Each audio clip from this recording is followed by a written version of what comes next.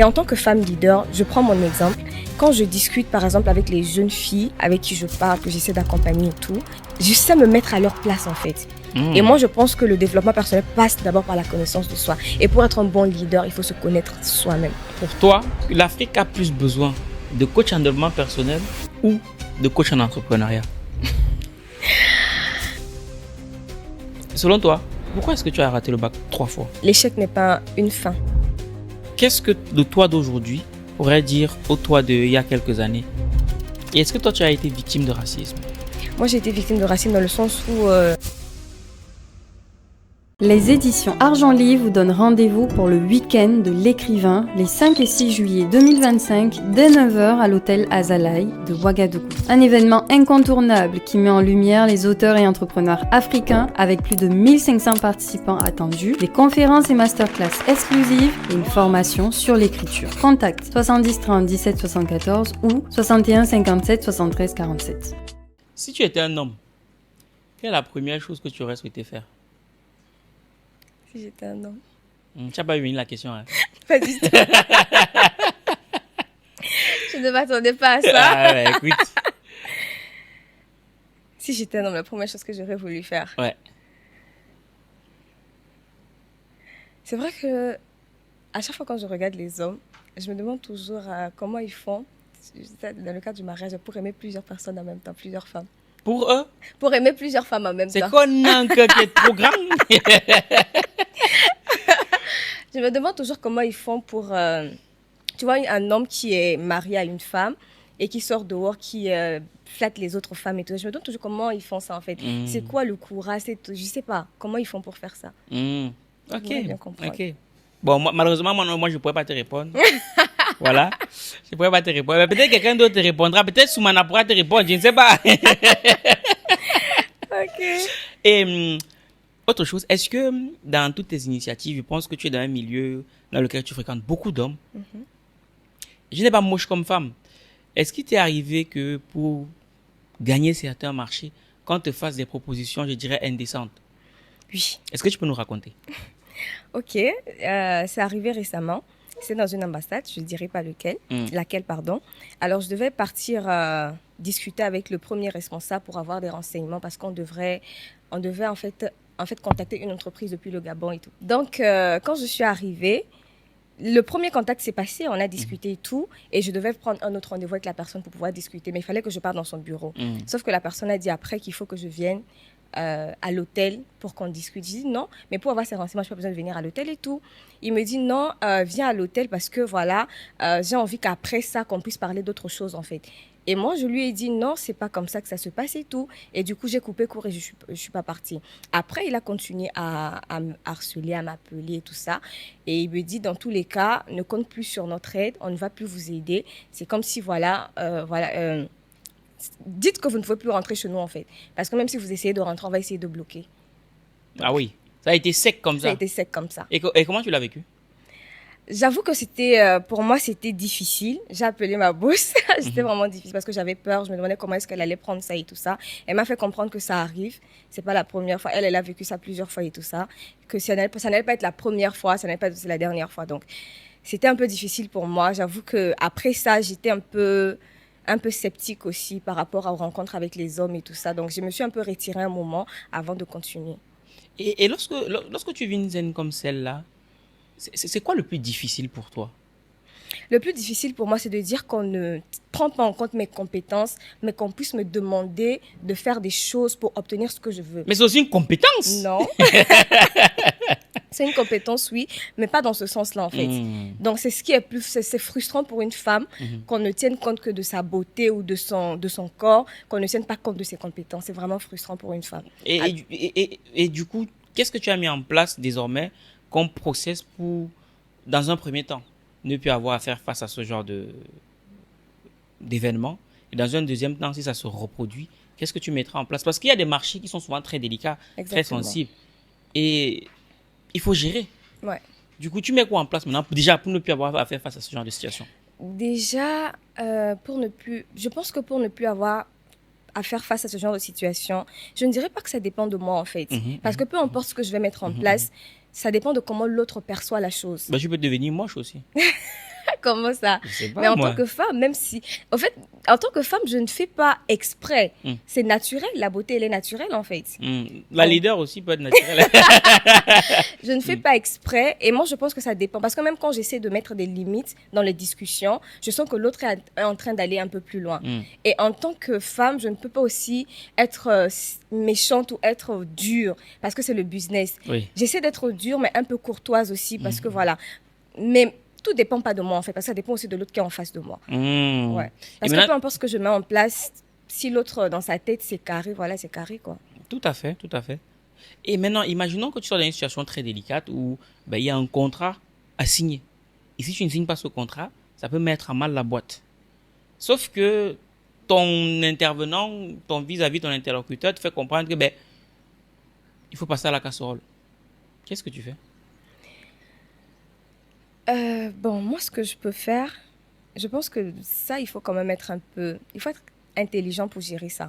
Dans le sens où je vais essayer d'aller un peu C'est-à-dire dans son il faut sens. que tu nous expliques. Oui, je vais essayer d'aller dans son sens, dans le sens où il veut d'abord...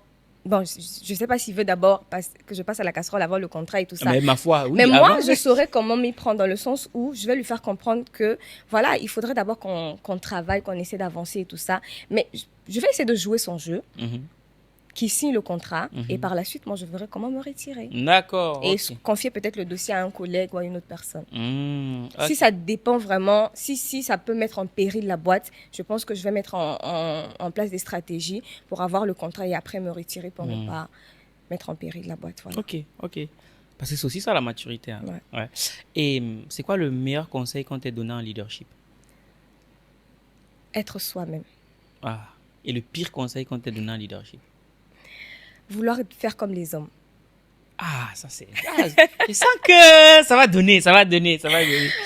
Mais écoute, bonjour ma personne personnelle, j'espère que tu vas bien, qu'il t'arrivera des choses bien, tu l'auras bien compris. Nouvel invité, nouveau décor, mais surtout,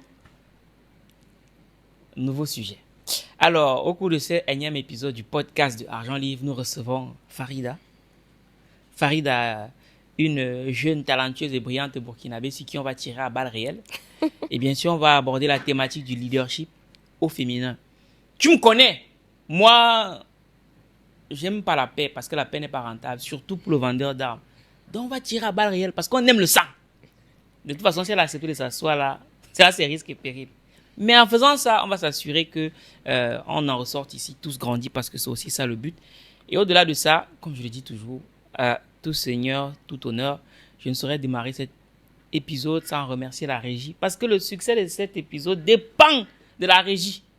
Et à la régie, on a Joy et Gédéon, deux talentueux burkinabés qui travaillent dans l'audiovisuel, qui ont décidé de nous accompagner au cours de ce projet-ci. Donc on leur lance un gros big up. Et au-delà de ça, je rappelle pour tous les burkinabés, pour tous les Africains du monde mondial, ce 5 et 6 juillet prochain du côté de l'hôtel Azalaï se tiendra la 4e édition du week-end de l'écrivain, l'événement des auteurs qui impactent. Donc, que tu sois entrepreneur aspirant, écrivain aspirant, c'est the place to be. Parce qu'au cours de cet événement-là, chacun d'entre nous vivra une expérience immersive exceptionnelle. Cela étant dit, si jamais tu souhaites bénéficier d'un espace pour faire valoir tes produits, tes services à un stand et tout le bazar, tout sera mis en place. L'hôtel est Chikayaï. Bref, on te met tout dans le premier commentaire ou dans le numéro qui s'affiche juste en dessous de cet écran ou alors en description. Maintenant que tout ceci est dit, on m'a dit qu'à Ouagadougou, on dit Kibare. Donc je vais aussi dire Kibare. Bon, après, ne m'en demandez pas plus. Hein. Voilà, on ne m'a pas encore tout appris. Bon, maintenant que ceci est dit, on peut souhaiter la bienvenue à notre invité. Bonjour Farida.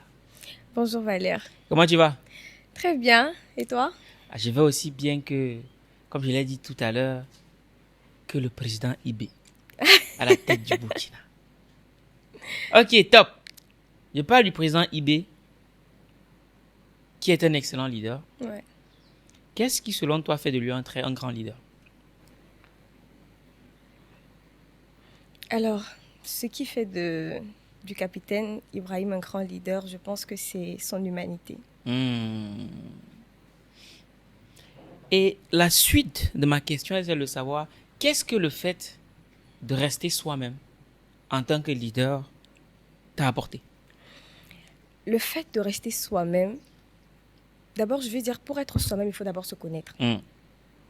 Donc, ça m'a permis de me connaître moi-même, de comprendre qui je suis, qu'est-ce que je peux accepter, qu'est-ce que je ne peux pas accepter, quelles sont mes limites, jusqu'où est-ce que je peux aller. Et quand je connais tous ces paramètres de ma personne, ça me permet vraiment de pouvoir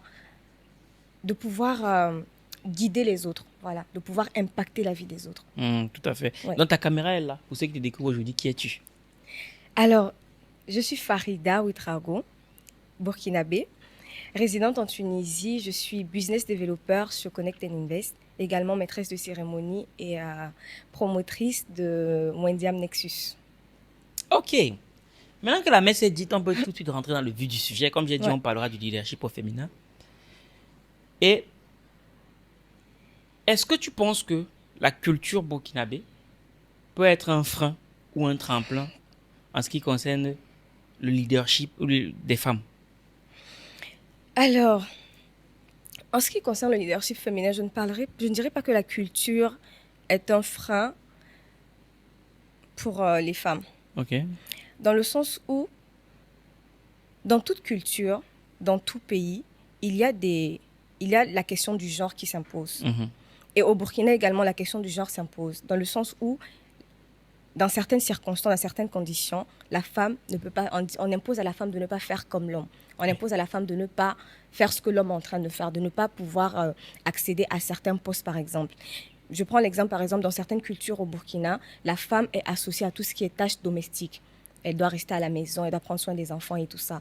Mais on voit aussi qu'il y a des femmes leaders au Burkina et des femmes qui ont su se démarquer, qui ont su vraiment sortir de ce milieu-là, qui ont su vraiment donner de ce qu'elles ont pour impacter, pour influencer le monde. Donc, je peux dire que la culture ne bloque pas, mais tout dépend aussi de comment est-ce que nous-mêmes, en tant que femmes, on voit et on comprend les choses. Mais est-ce que le fait de faire comprendre à la femme que sa place est à la cuisine, faire comprendre à la femme qu'elle doit prendre soin de son foyer, faire comprendre à la femme que l'entrepreneuriat, ce n'est pas pour elle, est-ce que quelque part, ce n'est pas étouffer son sens du leadership? Mais pourquoi dire que l'entrepreneuriat n'est pas pour la femme? Pardon, j'aimerais revenir sur un point. La place de la femme, c'est à la cuisine. Mais pas seulement à la cuisine, en fait. Parce qu'en tant que femme, dire que ma place à la cuisine, c'est limiter mes compétences et ma capacité. Pourtant, en tant que femme, le Seigneur m'a donné tellement de potentiel. Le Seigneur m'a donné tellement de choses que je peux accomplir, en fait. Donc, ma place est partout, là où je peux mettre en avant mon talent et mon potentiel. Certes, en tant que femme, on ne doit pas oublier aussi notre rôle en tant que femme à la maison, c'est-à-dire à la cuisine, prendre soin de la maison. Mais au-delà de tout ça, il y a beaucoup d'autres choses que l'on peut faire. Donc, limiter la place de la femme à la cuisine, c'est comme limiter également Dieu. Comment ça? Donc là, Dieu, c'est une femme? Non, parce que Dieu a donné la capacité à la femme de faire tellement de choses, en fait. Et en tant qu'homme, on ne peut pas limiter la femme seulement à la cuisine. D'accord, ok, je comprends mieux ce que tu veux dire. Mais depuis, on parle du leadership. C'est quoi le leadership pour toi? Pour moi, le leadership, c'est cette capacité à pouvoir impacter, cette capacité à pouvoir influencer les autres, cette capacité à pouvoir guider les autres vers une vision commune. C'est bien dit, ça. C'est très, très bien dit. Et lorsqu'on parle de leadership, pourquoi on dit leadership féminin? Pourquoi leadership féminin? Est-ce que le leadership n'est pas universel? Ou bien il y a un leadership masculin et un leadership féminin? Justement, pour répondre à cette question, j'étais en train de faire des recherches sur Internet. Et quand j'ai tapé leadership, on m'a donné une définition universelle. Mais quand j'ai tapé leadership féminin, on parle du fait que la femme doit pouvoir s'imposer dans un milieu où c'est l'homme qui a toujours été mis en avant. C'est comme si, quand on parle de leadership féminin, ça veut dire que la femme doit prendre sa place. L'homme, il a déjà sa place, en fait. Mais quand on parle de leadership féminin, c'est pour dire à la femme, prends ta place. Ça veut dire que tu peux aussi influencer, tu peux aussi montrer la voie, tu peux aussi guider d'autres personnes. Ok, d'accord. Mais justement, lorsqu'on parle de leadership féminin, tu as bien fait de dire que certaines femmes pensent que pour devenir leader, il faut qu'elles fassent comme les hommes. Donc, on comprend par là que une femme peut être leader tout en préservant sa féminité. Exactement. Ok. Qu'est-ce qui pousse alors les femmes à vouloir faire comme les hommes lorsqu'il s'agit de leadership? Alors, ça me fait un peu rire parce que Ce qui pousse la femme à vouloir faire comme l'homme, c'est parce qu'on a toujours marginalisé la femme. Et la femme veut prouver. Qu'est-ce qui te fait dire qu'on a toujours marginalisé la femme? Parce qu'on a, par exemple, tout à l'heure, tu as dit la place de la femme, c'est à la cuisine. Est-ce que c'est marginaliser une femme lorsqu'on la met à la cuisine? C'est dire que sa place est uniquement à la cuisine, c'est la marginaliser. Parce que la place de la femme n'est pas seulement à la cuisine. Non. Elle peut faire toute autre chose, en fait. Mais limiter le potentiel à la femme à une seule chose, c'est la marginaliser. C'est la mettre dans une boîte et ne pas lui permettre de pouvoir exprimer tout son potentiel. Okay. Donc, ce qui pousse les femmes à vouloir faire comme les hommes, c'est parce qu'elles veulent prouver qu'elles sont aussi capables. Pourtant, elles sont capables, elles peuvent être capables sans pour autant copier l'homme. En restant soi-même et en restant aligné avec leur vision. Parce que pour moi, le meilleur leadership, c'est de rester aligné avec sa vision. C'est de rester aligné avec ses valeurs. En tant que femme, tu l'as dit tout à l'heure, je suis leader, mais je garde ma féminité. Et c'est ce qui fait toute la différence, en fait. Ouais, c'est vrai, ça fait toute la différence. Mais des fois aussi, on a du mal à remettre les clés du leadership aux femmes parce qu'on estime que émotionnellement, elles sont très instables. Est-ce qu'on n'a pas raison? Quand tu dis émotionnellement instable, donne-moi un exemple. Je te prends un cas tout simple. Non, si je parle de... Non, je ne vais pas parler de mon boulot parce que voilà. Voilà. Souvent, quand on a une femme qui a un poste de responsabilité, les femmes ont souvent cette tendance-là, je parle d'une expérience personnelle, après on va pas me sortir des statistiques et tout, mais elles ont cette tendance-là, si à la maison quelque chose s'est mal passé, elle va venir redéverser tout ça sur ses collaborateurs au boulot. C'est quelque chose que j'ai souvent vu. Mais ça, c'est un seul cas de figure. Est-ce que ça arrive à tout moment? Est-ce que c'est toutes les femmes qui se comportent comme ça? Je n'ai pas dit de manière générale. Et ce n'est pas moi qui dis que les femmes sont en général moins stables émotionnellement que les hommes. Ce n'est pas moi qui dis. Voilà.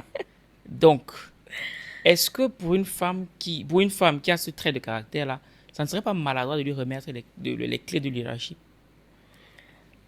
Bon, là maintenant, on parle de maturité. Là, c'est question de maturité, en fait. Parce qu'il faut savoir faire la part des choses. Parce que ce qui arrive à la femme peut aussi arriver à l'homme. L'homme aussi, il y a des hommes aussi, quand ça chauffe à la maison, ils déversent tout au bureau. C'est pas uniquement la femme, en fait. C'est moins fréquent, quand même. C'est moins fréquent, mais c'est pour dire que ça peut aussi arriver à l'homme. Mais c'est question de maturité, en fait. Donc, c'est juste que la femme doit apprendre à faire la part des choses. À pouvoir comprendre que ce qui se passe à la maison reste à la maison. Et quand je suis au bureau, voilà, je sais faire la part des choses, en fait. Mais moi, je pense que le côté émotionnel de la femme n'est pas une faiblesse dans le leadership, mais c'est plutôt une force. C'est plutôt une force. Dans le sens où une femme leader, elle empathie. Elle empathie quand elle est en train de guider. Et en tant que femme leader, je prends mon exemple. Quand je discute, par exemple, avec les jeunes filles avec qui je parle, que j'essaie d'accompagner et tout, je sais me mettre à leur place, en fait. Et quand tu sais te mettre à la place de l'autre, quand tu sais écouter l'autre, l'autre a beaucoup plus confiance en toi et l'autre te laisse vraiment pouvoir l'accompagner, en fait. Et ça lui donne beaucoup plus de force aussi d'avancer. Donc, je pense que ce côté émotionnel, le fait de pouvoir ressentir, parce que en tant que femme leader, quand je parle avec les autres, j'ai cette capacité-là à ressentir ce que l'autre est en train de vivre. Et moi, je pense que là, c'est une force, parce que ça me permet de me mettre à la place de l'autre et de pouvoir lui donner les pistes qui vont l'aider à pouvoir s'en sortir. Mais est-ce que lorsqu'on met trop le cœur, c'est pas aussi un handicap? Exactement, c'est pourquoi il faut savoir faire. Il faut savoir à quel moment mettre le cœur et à quel moment. Il y a des situations dans lesquelles il faut être dur pour que la personne puisse se relever. Mais des situations qui demandent aussi de la douceur.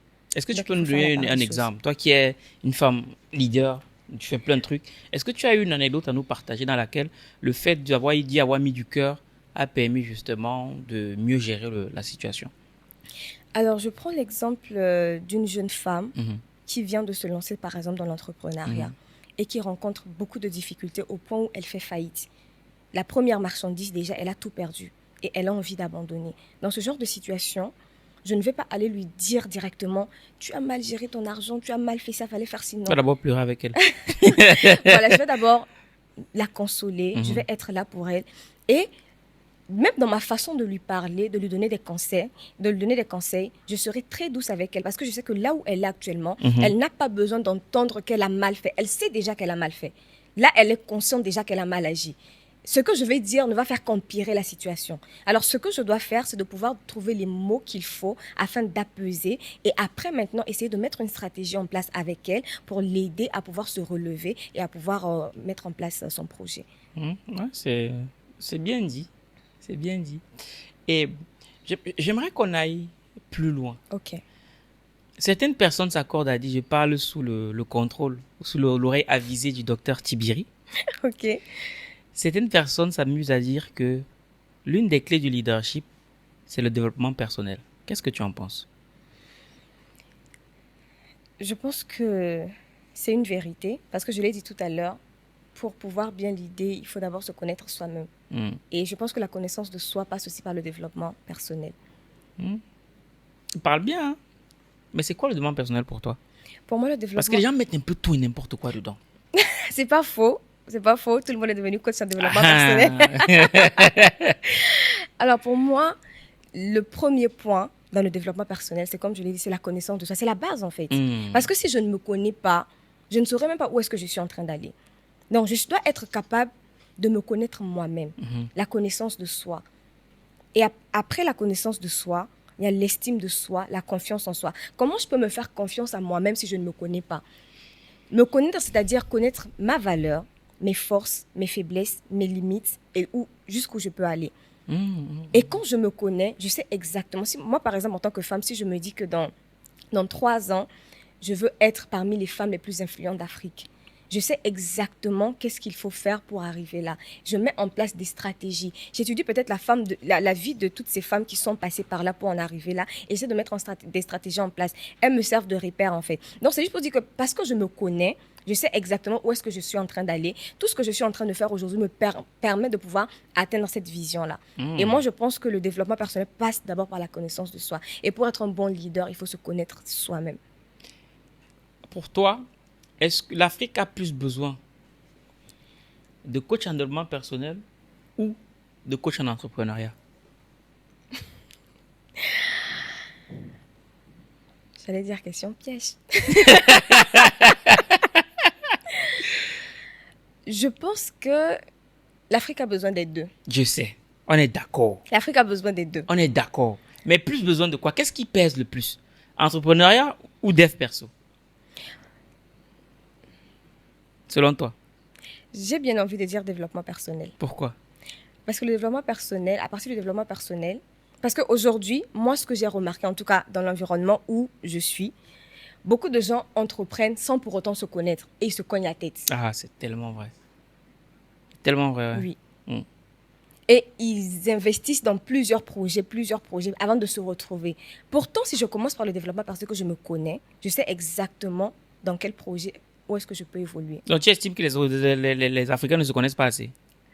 Je n'ai pas dit ça. Ne dis pas ce que je n'ai pas dit. Je n'ai pas dit ça. Mais je pense qu'on gagnerait plus à apprendre à se connaître avant de commencer à faire quoi que ce soit. Oui. Ok. Et en quoi est-ce que l'aptitude au leadership pourrait aider une femme entrepreneur? Quel est le rôle du leadership pour quelqu'un qui est entrepreneur? Pour une femme, on va parler des femmes. Le rôle du leadership, le leadership pour une femme entrepreneur lui permet de pouvoir laisser un impact et de pouvoir aussi guider les autres. Parce qu'il faut le dire, aujourd'hui, les femmes leaders inspirent beaucoup d'autres femmes parce qu'on n'en a pas beaucoup.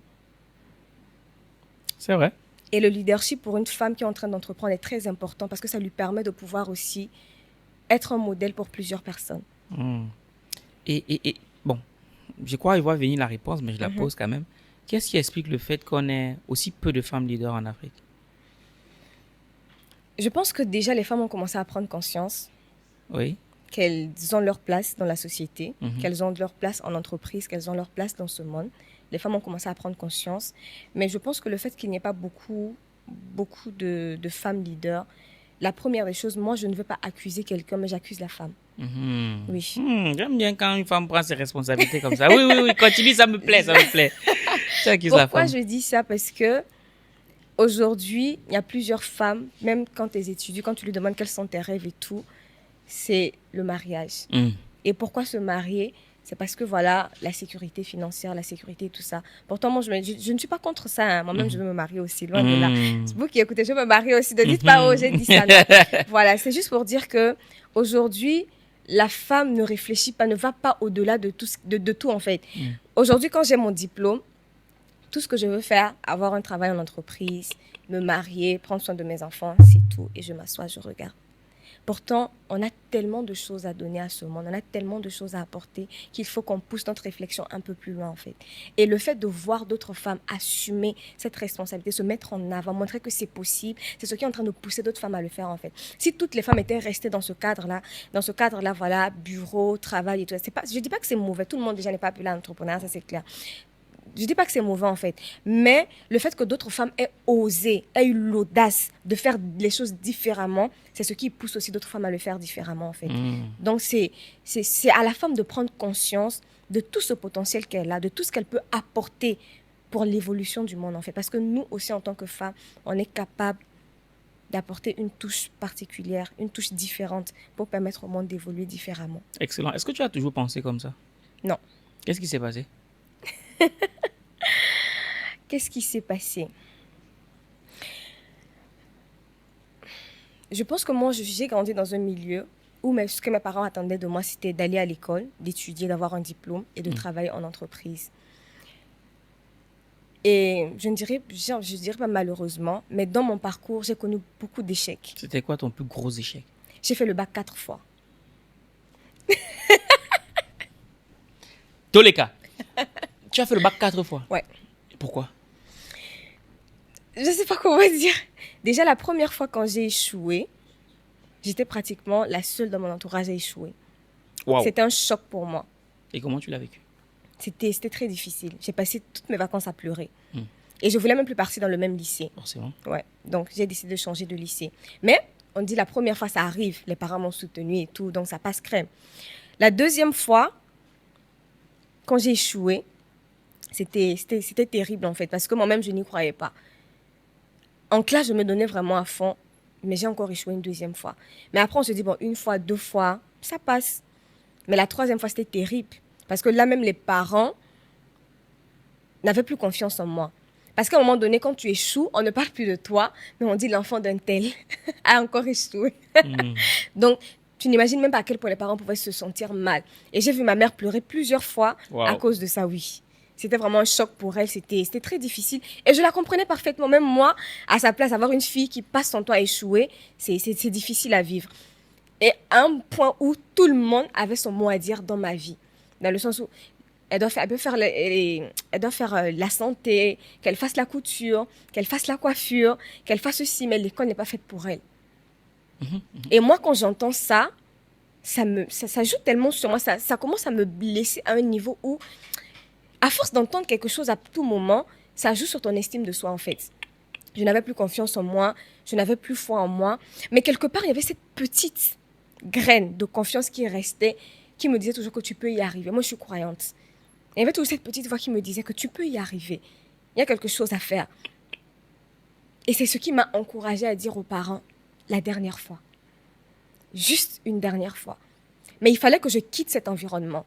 Alors, je leur ai demandé de m'emmener à l'internat. Wow. Parce que si je restais dans cet environnement, à force d'écouter et de voir aussi la tristesse sur le visage de mes parents, ça jouait beaucoup sur moi. Et quand je suis partie à l'internat, j'étais restée focus sur mes études. Il y a eu des sorties où j'ai refusé de sortir. Parce que pour moi, il fallait que je quitte là avec quelque chose. J'avais vraiment la rage de réussir. Parce que je savais que j'avais quelque chose. Je savais que je pouvais y arriver, en fait. Même si le monde ne croyait plus en moi, cette petite graine de confiance que j'avais en moi me donnait la force de pouvoir continuer, de pouvoir persévérer. Et c'est comme ça, pour la 4e fois, je réussis enfin au bac et avec la mention. Waouh. Mention, quelle mention? La mention bien. J'ai fait 15. J'ai réussi avec 15 de moyenne. Et selon toi, pourquoi est-ce que tu as raté le bac 3 fois?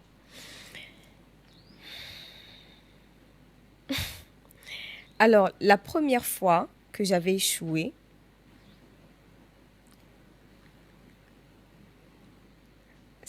en fait, c'est un peu plus complexe. Je ne sais pas si je peux en parler. Nous, on aime les choses complexes. Donc, dis-nous. Je ne sais pas si je peux en parler. Il faut dire que la première fois que j'avais échoué, c'était pas parce que je n'étudiais pas. Ça n'avait rien à voir avec ça. Parce que moi, jusqu'aujourd'hui, je ne sais pas pourquoi j'ai échoué la première fois. Mais la deuxième fois, je sais pourquoi. Tu veux partager ça avec nous ou pas du tout? C'est beaucoup plus spirituel. Ok, donc, si voilà. tu veux pas qu'on parle, Ouais, je veux pas qu'on parle de ça. Il n'y a pas de problème. Et la troisième fois? La troisième fois, c'était beaucoup plus, voilà. Moi-même, je n'avais plus confiance, je n'avais plus la foi. Je partais juste à l'école pour partir et je me disais que c'était... Je commençais un peu à croire à ce que les gens étaient en train de dire sur moi. Biais de confirmation. Voilà, des confirmations. Et la preuve est que la 3e fois que j'ai échoué, avant que je ne prenne conscience que je pouvais y arriver, j'ai commencé à entreprendre. J'ai commencé à vendre des trucs dans le quartier, j'ai commencé à faire des petits boulots, parce que voilà, je voulais me limiter à ça en fait, jusqu'à ce qu'il y ait ce déclic-là pour que je me dise que non. Et ce déclic-là, c'est venu par une vidéo que je regardais. D'ailleurs, c'est une femme qui m'inspire beaucoup, Oprah Winfrey. Oui. Je ne sais pas pourquoi j'ai vu venir le nom. Oui. Quand j'ai suivi son parcours, je pense que c'est là que le déclic est venu. J'ai dit, je veux devenir comme cette femme. Pas dans la communication, non, mais je veux impacter comme elle. Et quand j'ai vu son parcours, j'ai dit que c'est encore possible. C'est encore possible et je vais encore essayer pour la dernière fois. Wow. Et heureusement, mes parents aussi m'ont soutenu pour la dernière fois. Ils ont accepté. Et par la grâce de Dieu, j'ai réussi pour la 4e fois. Et c'est là que j'obtiens la bourse pour partir en Tunisie. On dit qu'à toute chose, malheur est bon. Exactement. Qu'est-ce qu'il y a eu de bon dans ces échecs?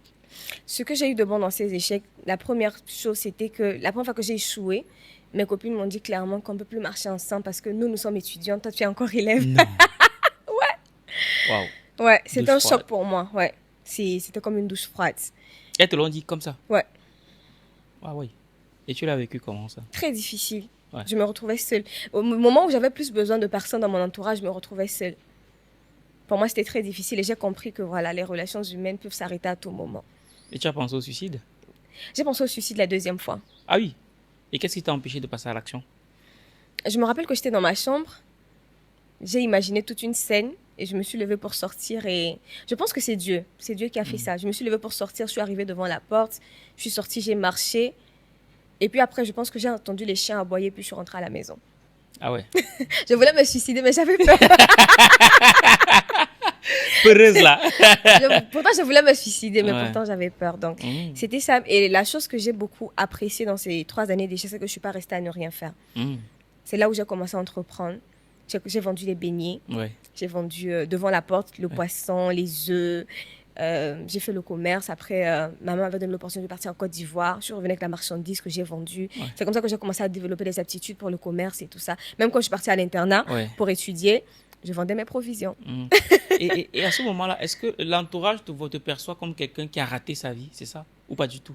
Quand j'avais échoué, Oui, quand tu échoues 3 fois, tu commences à faire les petits boulots. bien sûr, parce Ouais. que dans la société africaine, voilà, quand on va à l'école, c'est pour travailler dans un bureau. Mais quand tu vas à l'école, que tu te retrouves encore à travailler dans ce milieu-là, c'est un pas peu... trop ça. C'est pas trop bien vu, en fait. Mais après, moi, ce que je voulais prouver, c'est que je peux bien faire ces choses, mais je veux plus que ça, en fait. Je peux bien faire l'entrepreneuriat, je peux vendre les œufs. C'est pour dire que je n'ai pas honte à faire certains métiers, en fait. Mais je sais juste que je veux plus que ça et je vaux plus que ça, en fait. Pas pour dénigrer ce que les autres sont en train de faire, non. Mais c'est pour dire que je veux plus que ça. Et pendant que tu travailles cette période de down, qu'est-ce que le toi d'aujourd'hui pourrait dire au toi d'il y a quelques années, pendant cette période rouge, je dirais? Si tu te revoyais pendant cette période-là aujourd'hui, qu'est-ce que tu te dirais? Je me dirais que c'est possible.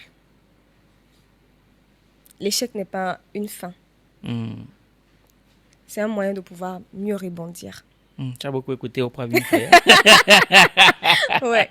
Ok, Ouais. lourd. Ouais. Et qu'est-ce que ça t'a apporté en termes de leadership, cet échec-là, ces échecs-là?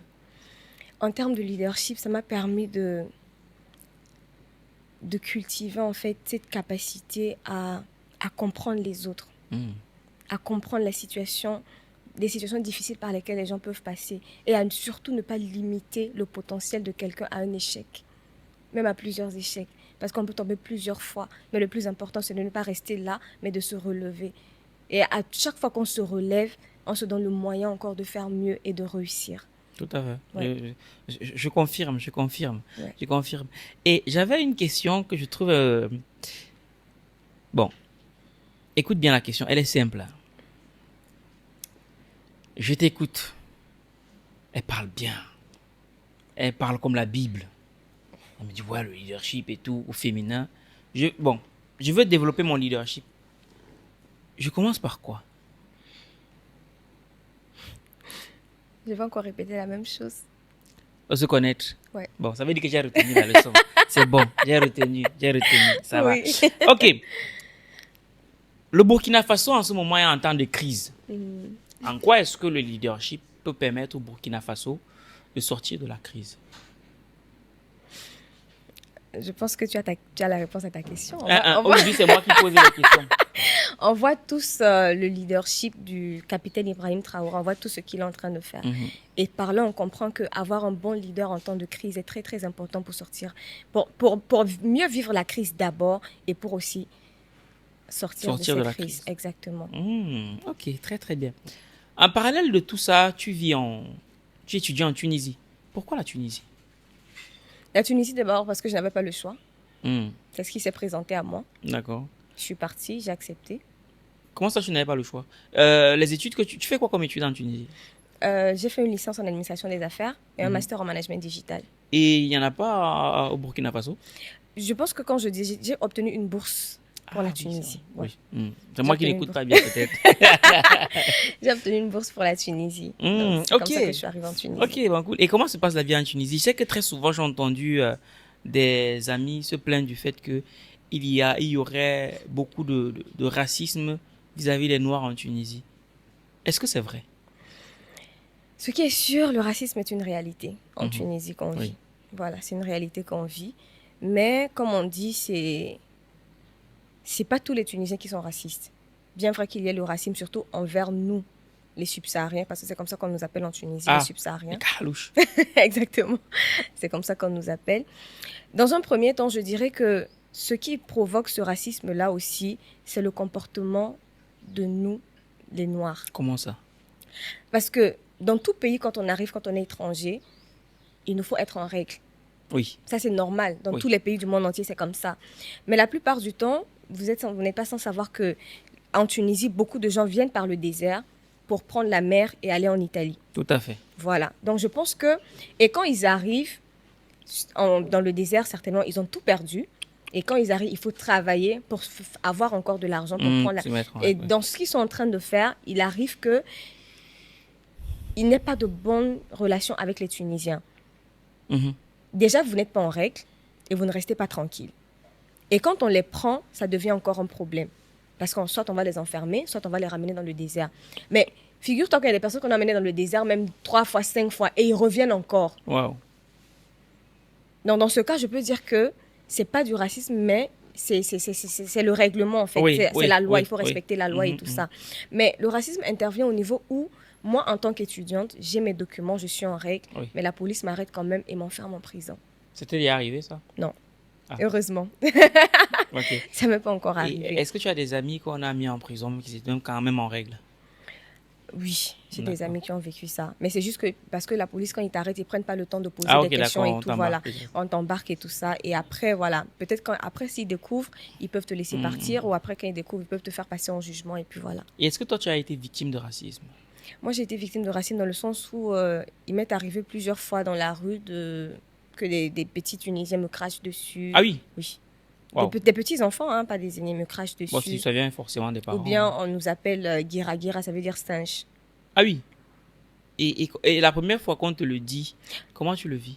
La première fois, j'avoue que c'était choquant pour moi. C'était très choquant. Et puis après, les autres se sont moqués de moi. Ils ont dit, mais ça, c'est rien, ça arrive à tout le monde et tout ça. Et après, voilà, j'ai compris que ça arrivait. Donc, quand ça arrivait les autres fois, je continuais ma route et tout ça. Parce que même si tu essaies de te défendre, ils sont chez eux. Donc, il faut juste chercher la paix. La paix est bien. Ça dépend pour qui. Oui, c'est ça. Et est-ce que tu recommanderais à d'autres Africains d'Afrique subsaharienne d'aller en Tunisie pour les études, pour le business, peu importe?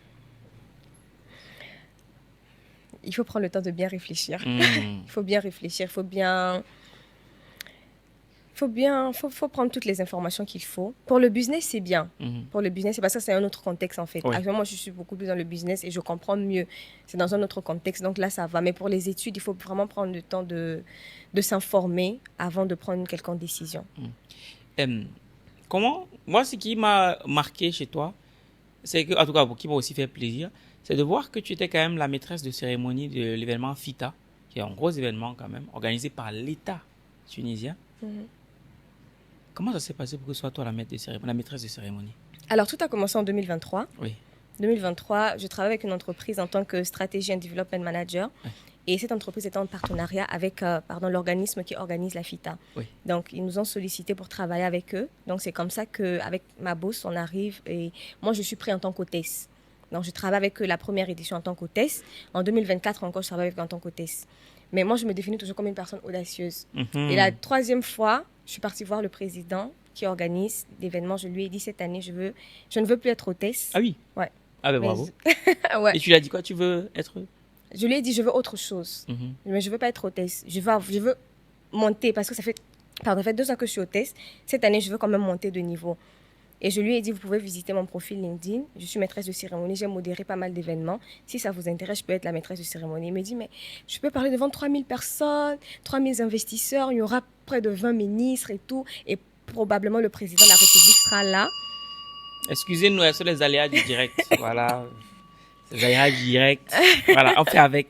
Oui, tu peux continuer. Donc, il me dit, peut-être le ministre, le président sera là et tout. Est-ce que tu es sûr que tu peux parler devant 3000 personnes? Je lui ai dit oui.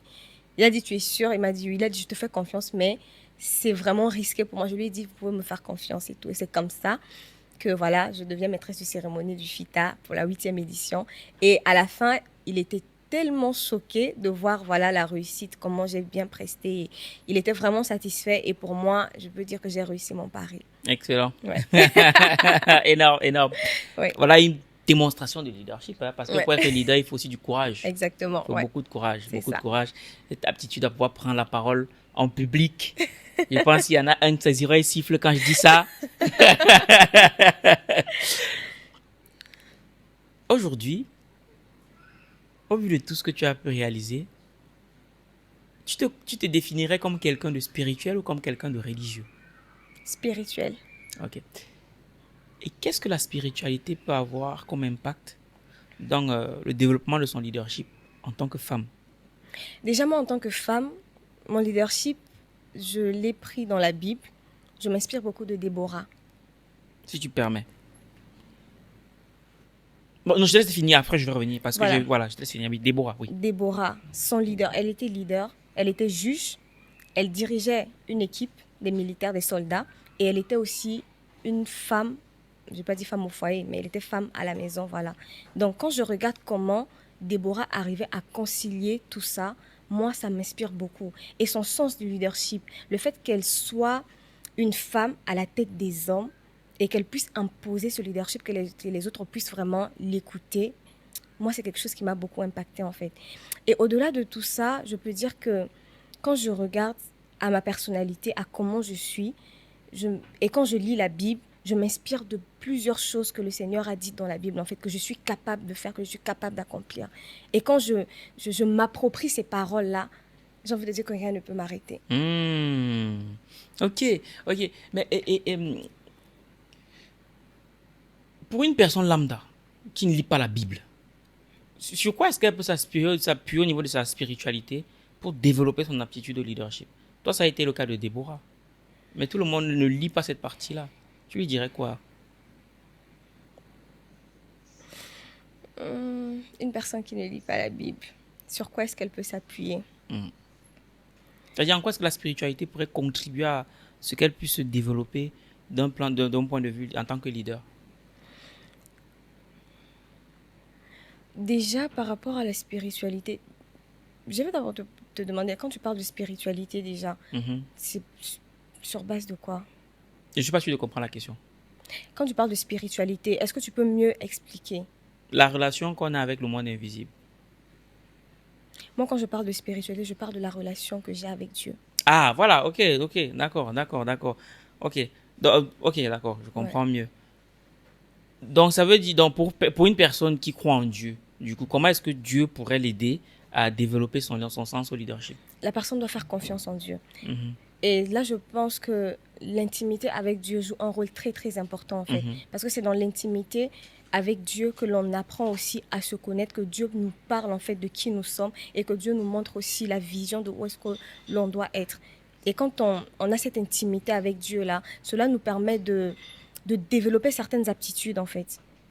D'accord, ok. Donc, un peu dans ce sens. C'est très bien dit. Et c'est qu'au-delà de tout ça, tu as aussi une plateforme qui met en relation les porteurs de projets et les investisseurs. Donc, je vous ai dit qu'elle partage l'argent. Donc, tous les problèmes d'argent là, il faut venir au week-end de l'écrivain, elle sera là. Elle ne sera pas seule.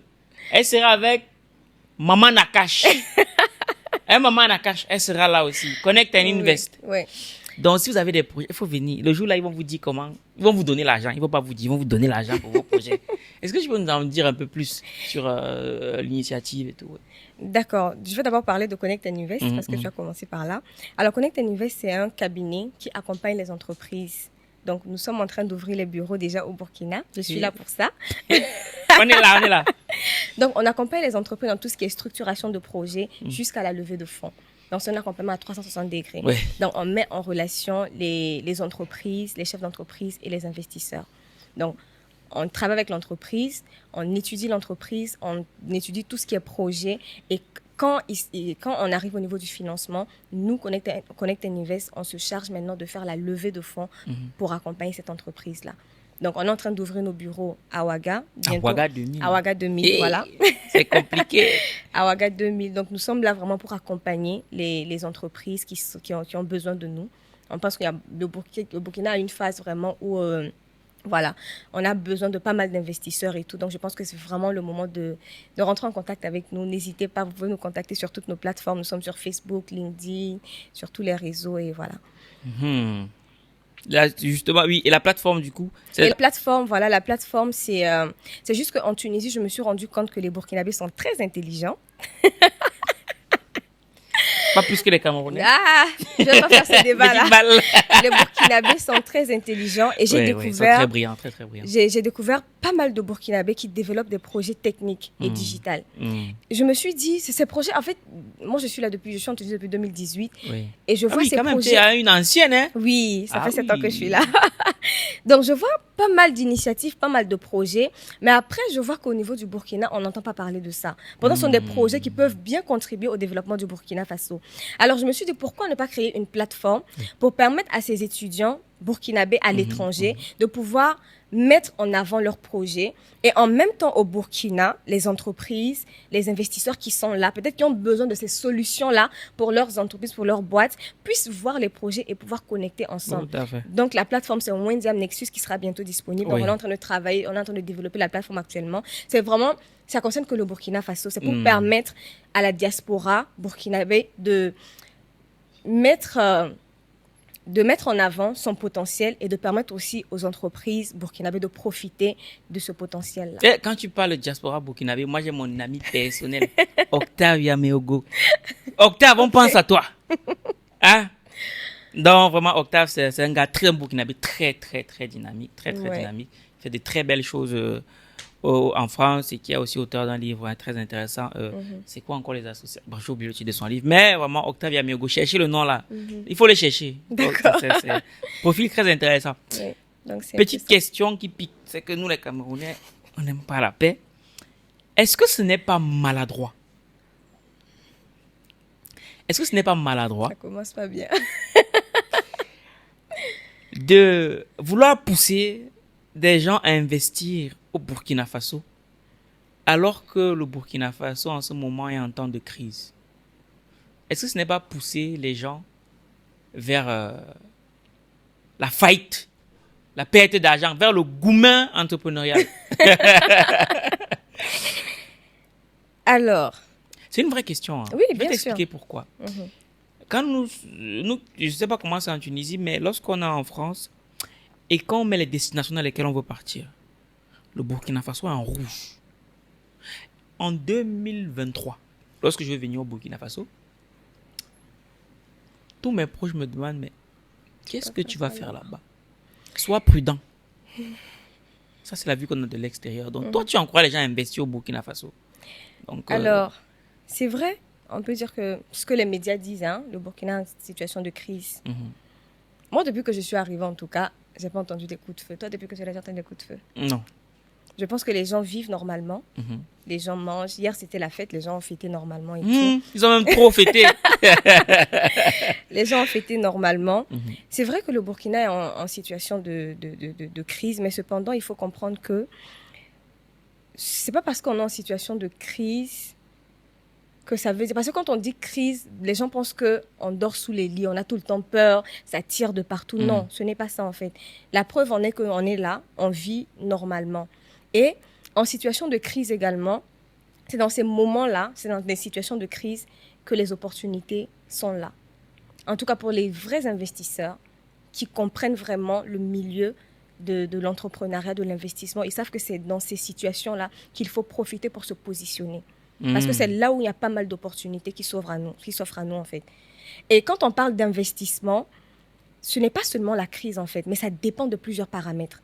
L'investissement dépend vraiment de plusieurs paramètres. Certes, la crise, oui, mais il y a plusieurs autres paramètres qui entrent en jeu. Le projet, le porteur du projet, le profil de l'entrepreneur, même le profil de l'investisseur. Il y a beaucoup de choses qui entrent en jeu en fait. Donc, il y a tout ça qu'il faut prendre en compte. Il ne faut pas seulement rester fixé sur la crise. On peut être dans un pays où il n'y a pas de crise, mais les investisseurs ne viennent pas. Parce qu'il n'y a pas de projets qui les attirent. Il n'y a rien qui les attire en fait. Donc, il faut prendre en compte tous ces paramètres-là. Et nous, Connect and Invest, justement, on est là pour accompagner ces investisseurs-là. Parce que nous, on fait des études de marché approfondies. On est là pour accompagner ces investisseurs-là, pour pouvoir investir dans les projets porteurs au Burkina Faso. D'accord. Et là, tout de suite comme ça, c'est-à-dire, selon toi, quel est le secteur d'activité le plus rentable à l'heure actuelle, là, au Burkina Faso? Le secteur d'activité le plus rentable pour moi, dans ma vision des choses. Hein. Moi, je pense que c'est... Je vais parler de deux. Oui. Moi, je parlerai de l'agriculture. L'agriculture et l'agro-industrie. L'agriculture, l'agro-industrie et aussi la formation. La formation, c'est... Il y a un grand besoin. En tout cas, je vais faire un petit... pour aller dans ton sens. Les gars, venez au Burkina. Vous avez dit une anecdote. Moi, je suis venu au Burkina Faso en 2022 pour la première fois. On était deux, ma fiancée et moi. Ok. Quand je suis parti, j'ai dit au Burkinabé que vous allez avoir de nos nouvelles. Tu vas voir. Et quand je suis revenu, cette fois-ci, on était trois. On était trois la deuxième fois. La troisième fois, on était 5. La quatrième fois, on était 7. Et cette année, on revient à 13. Wow. Quand que bientôt, on va louer un avion juste pour nous. Carrément. Donc, vraiment, les gars, les filles, si vous voulez investir au Burkina, allez-y. Les Burkinabés sont comme ça. Même si, moi, j'ai un problème avec les Burkinabés. Lequel? Chez les Burkinabés, c'est trop fort. C'est trop fort. C'est doucement. Faut pas trop les brusquer. Non, faut pas trop mélanger. Mais sinon, vraiment, c'est un univers dans lequel il fait bon vivre. Les Burkinabés sont très, très bien. Donc, les gars, allez-y. De toute façon, si moi, je suis là, c'est que je suis pas fou. Hein. C'est que nous, on a vu quelque chose de bien ici.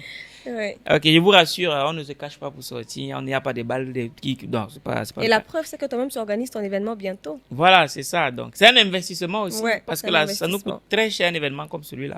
Mais bon, c'est qu'on a vu quelque chose. Donc, si vous avez quelques doutes, comme on vient là, venez avec nous. Vous allez voir. Voilà, venez, vous allez voir avec les yeux. Comme ça, vous pouvez vous faire votre propre idée. Ouais. Il ne faut pas écouter BFM.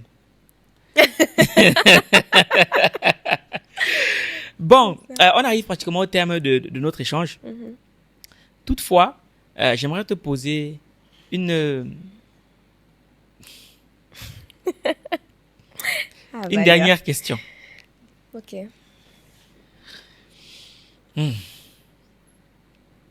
Si tu devais aller au restaurant avec 3 personnes, vivantes ou décédées, qui est-ce que tu inviterais? Tu as des questions bizarres, hein?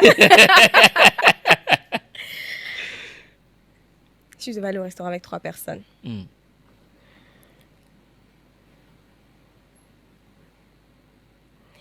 J'irai avec ma grand-mère qui n'est plus. Pourquoi?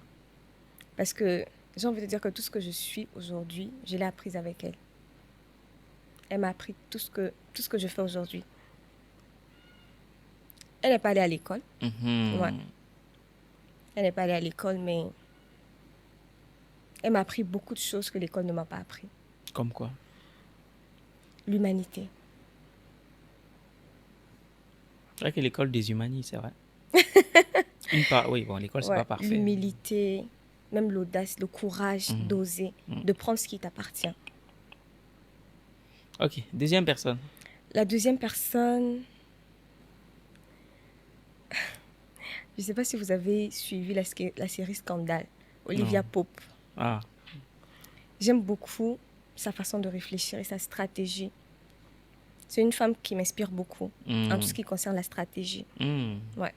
Dans le business, dans la politique, sa vision, sa perception. Ok, Olivia Pope, grand-mère, et la troisième personne. Dieu. Pourquoi Dieu? J'ai beaucoup de questions à poser à Dieu. Ça et serait j'ai beaucoup quoi? de choses à dire à Dieu. Ah, ce serait quoi la question que tu lui poserais? Tu veux que je dise ça ici? Oui, on est là.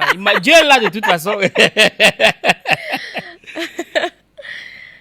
Je dis Dieu pourquoi? Parce que pour moi, c'est vrai que j'ai parlé de ce que ma grand-mère m'a appris, mais tout ce qui m'arrive ou tout ce que je suis en train de faire, c'est la grâce de Dieu. La preuve est que Wendiam, Nexus, Wendiam, ça veut dire la grâce de Dieu. Ça veut dire que tout ce que je suis en train d'accomplir, n'eût été la grâce de Dieu, je ne serais pas où je suis aujourd'hui. Et moi, je dis toujours que je dois tout à ma relation avec Dieu. Je dois tout à Dieu. Je dois tout vraiment à Dieu. Et je ne peux pas être dans un endroit stratégique où je dois parler de stratégie où Dieu n'y est pas. Et tu lui poserais quoi comme question à Dieu?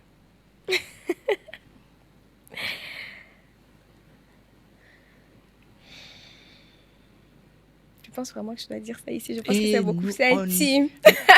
Après, si tu as le droit de poser un joker. Intime. Ouais, je pose un joker. Ok, d'accord. On respecte le joker. Ouais. On respecte le joker. Mais certainement, vous le saurez très bientôt quand ça va se réaliser. Ok. On est là. On a quoi à faire. Tu dis que j'ai les questions bizarres. Ouais. Il va qu'on poser une question bizarre. Ok. Si tu avais une question à me poser, ça serait laquelle? Comment tu as fait pour en arriver là? Dessus, moi, je trouve qu'on n'a même pas encore commencé. Justement. Mais comment tu fais en fait? Qu'est-ce qui t'anime tous les jours quand tu te réveilles le matin pour pouvoir avoir ce courage, cette audace-là, de pouvoir accomplir tout ce que tu es en train de faire? Qu'est-ce qui t'anime chaque matin? Sincèrement, hein, en toute humilité, en toute transparence, wallahi, je jure ma mère. Pour moi, je trouve qu'on n'a encore rien fait. Je trouve que je ne fais rien. Sincèrement. Mais dans le rien que tu Dans as. le rien? Dans le rien, oui. Je vais parler comme un gars du quartier. C'est juste de devenir une lumière pour les autres, c'est tout. Hein. De pouvoir se dire, ok, je fais. Vous m'avez vu faire, vous me voyez faire. Vous savez que vous pouvez aussi faire. Parce que j'aimerais que le jour qu'on va m'enterrer, qu'on va mettre 6 pieds sous terre, que la seule chose que j'en dis, c'est il a été une source-d'inspiration pour moi, c'est tout. C'est juste ça. Et où est-ce que tu te vois dans 10 ans? En 10 ans. Bon, je ne vais pas être humble. Hein. Je ne vais pas être humble. Non, moi, dans 10 ans, bon, ça dépend dans quel secteur. Moi, dans 10 ans, je me vois dans un jet privé. Pour venir à Ouaga, prendre le jet privé, déposer-moi à Ouaga. Je me vois organiser des événements dans des stades pour inspirer les gens. Je me vois surtout avec 1, 2, 3, 4, 5 auteurs qui font la une des médias qu'on présente comme des véritables stars. Comme on présente aujourd'hui Ayon Bibi au Burkina, qu'on présente une de nos auteurs comme Bikenga, comme, je pense à qui me vient à l'esprit, Yvonne Ouattara. Voilà, qu'on présente ces auteurs-là comme étant des véritables stars. Parce que nous, l'objectif avec le week-end de l'écrivain, c'est que on parle du FESPACO, mais quand on dit week-end de l'écrivain, Ouaga, ça aussi, c'est quelque chose, tu vois. Voilà, c'est là où je me vois dans 10 ans. Et après, d'autres choses dont je ne vais pas parler ici aujourd'hui. Mais ouais, voilà, je vais m'arrêter là. Donc voilà. En tout cas, on arrive pratiquement au terme de notre échange. Qu'est-ce que tu as prévu pour nous pour le week-end de l'écrivain? Qu'est-ce que tu nous réserves? Qu'est-ce que je vous réserve? Je serai là. Ok, mais encore. Je serai présente. Je crois que c'est ma première fois. Ça sera ma première fois de participer au week-end de l'écrivain. Déjà, j'ai très hâte. J'ai vu comment ça s'est passé à Paris. J'ai vu les photos, les vidéos et tout. J'ai hâte de découvrir le week-end de l'écrivain cette année. Voilà. Ok, c'est déjà très très bien. Ouais. Ben écoute, c'est un plaisir pour nous de te recevoir ici aujourd'hui sur ce podcast. Vraiment, ça évolue quand même. On arrive à venir à Ouaga, organiser tout ça, avoir des patrons derrière. Ça évolue quand même. Mais on doit encore travailler. Ta caméra est là, Farida. Si tu as un dernier message que tu aimerais qu'on retienne de toi, ça serait lequel?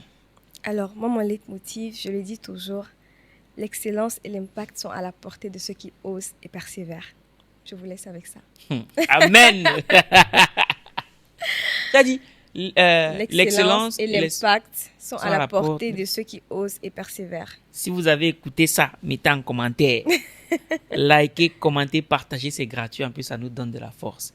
Bref, vous l'aurez bien compris, l'espoir, on le trouve aussi auprès des gens qui accomplissent. Les gens qui accomplissent seront au week-end de l'écrivain. Farida y sera, elle a dit que je serai là. Donc toi aussi, tu dois être là si tu recherches l'excellence et l'espoir. Bref, on te met tout dans le premier commentaire de la vidéo ou dans la description. Rejoins-nous et puis on va passer un bon moment.